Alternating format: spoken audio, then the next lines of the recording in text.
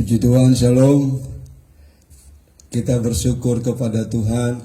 Oleh anugerah Tuhan kita bisa kembali beribadah kepada Tuhan dalam rangka memperingati hari kenaikan Tuhan Yesus ke surga. Nah, sebelum kita mendengarkan firman Tuhan, saya mengajak kita semua untuk bisa berdoa. Mari kita berdoa. Bapa di surga, kami mengucap syukur oleh anugerah Tuhan pada hari ini dalam rangka memperingati hari kenaikan Tuhan Yesus ke surga. Kami mau membaca dan merenungkan firman Tuhan. Tuhan Yesus, berbicaralah Engkau bagi kami secara pribadi. Nyatakanlah isi hati-Mu atas kami semua. Biarlah lewat firman-Mu kami kembali dikuatkan, kami kembali diteguhkan. Iman percaya kami semakin kokoh dalam pengiringan kami kepada Tuhan. Berfirmanlah ya Tuhan, kami siap mendengarkan firman-Mu. Dalam nama Tuhan Yesus kami berdoa dan mengucap syukur. Amin. Jemaat Tuhan yang saya kasihi dalam nama Tuhan Yesus Kristus, marilah kita bersama-sama membuka Alkitab kita di dalam surat Roma. Roma pasal 8 ayat 34. Saya mengajak kita semua untuk membacanya bersama. Roma 8 ayat 34, 1, 2, 3. Kristus Yesus yang telah mati, bahkan lebih lagi yang telah bangkit, yang juga duduk di sebelah kanan Allah, yang malah menjadi pembela bagi kita. Amin. Renungan firman Tuhan pada hari ini saya berikan judul Yesus Kristus, pembela kita yang sejati. Bapak, Ibu, saudara-saudara yang saya kasihi dalam Tuhan Yesus Kristus, dalam istilah persidangan, maka ada yang disebut sebagai pembela bagi terdakwa. Sedapat mungkin berjuang meringankan hukuman atau membebaskan terdakwa.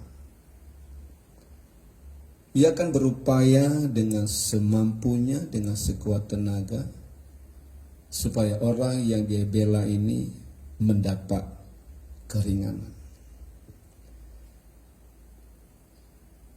Istilah ini dipinjam oleh Rasul Paulus untuk mengungkapkan keberadaan Tuhan Yesus. Istilah ini dipakai oleh Paulus untuk menjelaskan kepada jemaat Tuhan yang ada di Roma betapa Tuhan Yesus itu sangat-sangat baik, sangat mengasihi, sangat mencintai umatnya. Ketika ia berada di bumi, ia menunjukkan kasihnya yang begitu hebat dan luar biasa. Tetapi setelah ia mati, bangkit, dan naik ke surga, Paulus menjelaskan bagaimana Tuhan Yesus menempatkan satu posisi baik, posisi yang luar biasa buat kita. Dia menempatkan dirinya sebagai seorang pembela buat kita. Nah, saudara-saudaraku yang saya kasih dalam nama Tuhan Yesus Kristus, ketika saya merenungkan bagian ini, saya melihat bahwa pembelaan Tuhan mengandung makna yang begitu luar biasa atas hidup kita. Yang pertama adalah membela kita berarti dia memberikan perlindungan atas kehidupan kita. Ia memberikan perlindungan dalam arti ia menjaga, ia menaungi, ia memagari kita.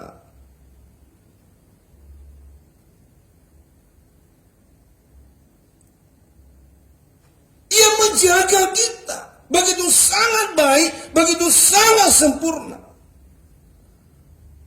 Bahkan menarik sekali dalam percakapannya dengan Ayub. Iblis mengakui bahwa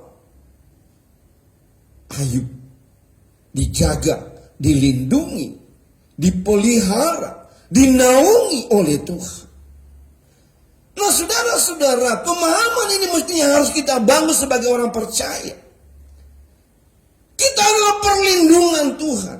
Kita adalah pemeliharaan Tuhan. Kita ada di dalam penjagaan Tuhan yang sempurna. Kita dipagari dengan sempurna. Serangan-serangan iblis boleh ada. Krisis boleh ada. Situasi sulit boleh datang menghampiri kita setiap waktu. Tapi Alkitab berkata, Tuhan Allah sebagai pembela kita, Ia menjaga, Ia melindungi kita. Sehingga kita tetap terpelihara. Sebagai pembela, Ia tidak membiarkan kita ada dalam tekanan itu. Tetapi Ia hadir memberikan kita jalan keluar. Yang kedua adalah Ia hadir sebagai pembela. Itu berarti Ia memberikan kita kekuatan. Membela berarti Dia hadir. Membela berarti Ia datang, Ia memberi support. Membela berarti Ia datang memberikan kita semangat. Kehadiran Tuhan memberikan kita kekuatan yang ekstra, kekuatan yang baru, memperbaharui kekuatan kita dari hari ke hari, sehingga kekuatan kita tetap segar, kekuatan kita tetap kuat di dalam Tuhan. Dalam kitab Yesaya pasal 40 ayat 29 dijelaskan betapa Tuhan itu memberikan kita kekuatan ekstra. Dan semakin hari kekuatan kita semakin bertambah-tambah. Karena itu Bapak Ibu Saudara, ketika kita melewati masa-masa sulit, jangan dengan mudah berputus asa. Jangan mudah kecewa. Jangan mudah menyerah pada keadaan. Jangan mudah menyalahkan siapapun. Mari kita terus berpegang teguh kepada janji Tuhan. Dia yang berkata, aku memberimu perlindungan. Aku memberimu kekuatan baru. Dan yang ketiga adalah membela berarti Ia memberi kita kelepasan.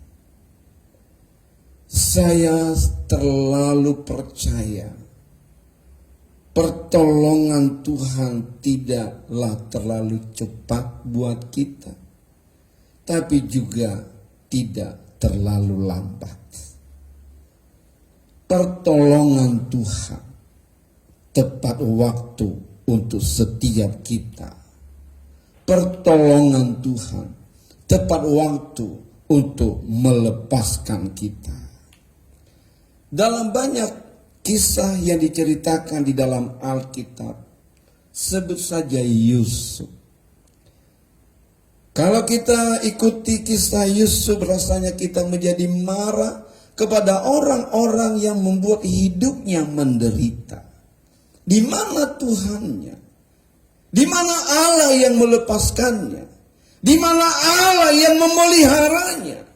Alkitab berkata, Tuhan punya waktu yang tepat untuk menolong dan melepaskan Yusuf.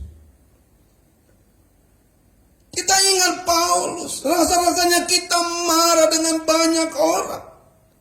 Paulus melakukan yang baik, tetapi tekanan, aniaya yang dia terima. Kalau kita berkata, mana Tuhan yang dia layani, mana Tuhan yang dia sembah, mana Tuhan yang menjamin hidupnya. Alkitab berkata, Tuhan datang tepat waktu, sehingga ia bisa mengalami kelepasan ketika dia berada di penjara bersama dengan Silas. Tuhan tidak pernah terlambat. Bangsa Israel di tengah-tengah situasi sulit di tanah Mesir, rasanya kita berkata, mana Tuhan yang telah menjanjikan kelepasan bagi umat Israel. Tuhan tidak pernah terlambat. Ia datang tepat waktu. Dan Alkitab berkata, Tuhan membebaskan umat Israel dengan tangan kanannya yang kuat. Hari-hari ini mungkin engkau sedang berada dalam kesesakan. Engkau sedang berada dalam kesulitan hidup. Ingatlah, engkau punya Tuhan. Engkau punya Tuhan yang adalah pembela yang sejati. Engkau punya Tuhan yang memahami keadaan. Dan ia sanggup melepaskan engkau dari cengkraman berbagai kesulitan, berbagai ikatan dosa, berbagai kesesakan lainnya.